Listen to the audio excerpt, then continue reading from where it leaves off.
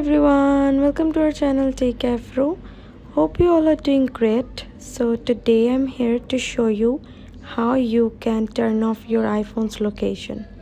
Go to settings, go to privacy and security, go to location services, and from here you can turn off your main location or you can turn off your app's location.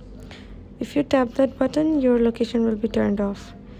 So yeah, this is how you can turn off your location. And if you want to turn off your app's location, like I'm going to turn off this app's location, so just simply tap never and your location will be turned off. So this is how you can turn off your iPhone's location. Thanks for watching. Hope this video helps you. Don't forget to subscribe to our channel and don't forget to hit the bell icon button. Bye bye. See you in the next video.